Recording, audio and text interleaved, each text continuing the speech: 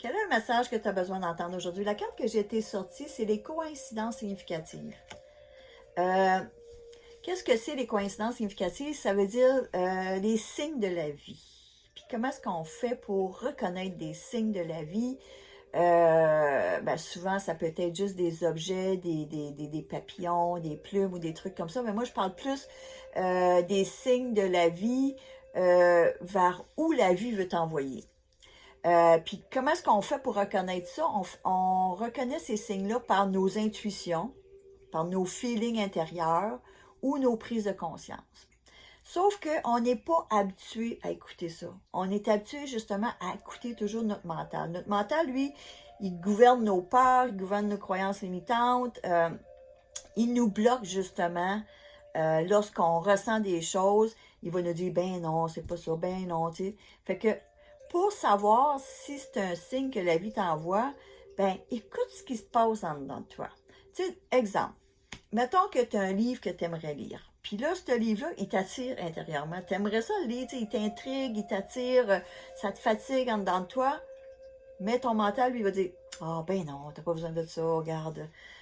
Une autre fois, t'as pas d'argent, peu importe la raison que tu vas te donner. Pour, au final, tu vas écouter ton mental et non pas ce que tu as ressenti quand tu as vu le titre de ce livre-là. Fait que, mettons, 2-3 semaines après, tu revois encore ce livre-là, il t'attire encore, tu as envie de l'acheter, mais encore ton mental prend le dessus. Oh non, non, t'as pas besoin de ça, non, non, pas de suite, non, non, non. Finalement, tu écoutes encore ton mental, puis tu n'écoutes pas ce qui se passe en dedans de toi.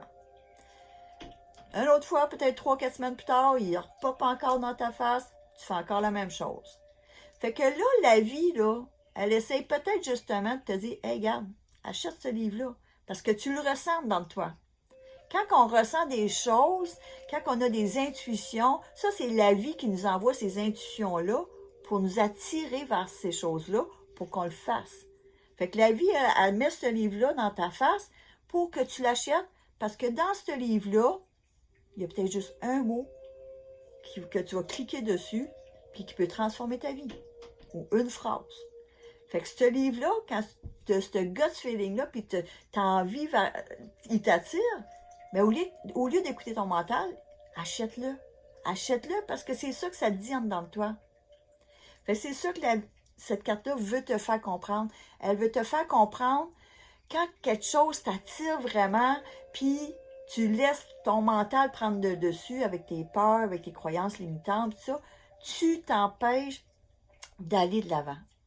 Tu t'empêches de faire des choses que tu aimerais, tu t'empêches d'être la personne que tu aimerais, tu t'empêches d'avoir des choses aussi, puis ça te fait faire du surplace. Tu t'empêches de faire des changements, ce qui fait que tu restes toujours en faisant du surplace, puis ça se peut que ta vie soit misérable, ça se peut que tu ne sois pas dans l'abondance, ça se peut que, tu sais, peu importe comment est-ce qu'est ta vie, ben, ça t'empêche d'aller de l'avant puis faire des changements dans ta vie.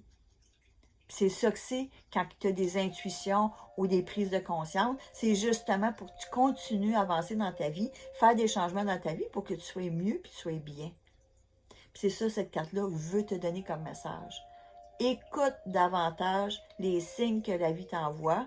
Puis pour savoir si c'est des signes où tu devrais ou tu ne devrais pas faire les choses, soit des fois ça va être une grosse prise de conscience, tu vas avoir une grosse prise de conscience, puis cette grosse prise de conscience-là va te faire faire un gros changement dans ta vie. Ou écoute-toi, écoute ce qui se passe en dedans de toi. Ah, ben j'aimerais ça, mettons, faire ce voyage-là. Puis là encore ton mental va prendre le dessus, puis tu iras pas. Puis là, peut-être 2-3 fois après, ah, j'aimerais ça encore faire ce voyage-là. Puis tu vas faire ce voyage-là, tu rencontres peut-être l'homme ou la femme de ta vie. Tu comprends? Fait que la vie, elle te pousse toujours vers des choses que tu devrais faire en ressentant les choses. Puis si tu le fais pas, ben, tu passes à côté de ce que la vie veut t'envoyer dans le fond.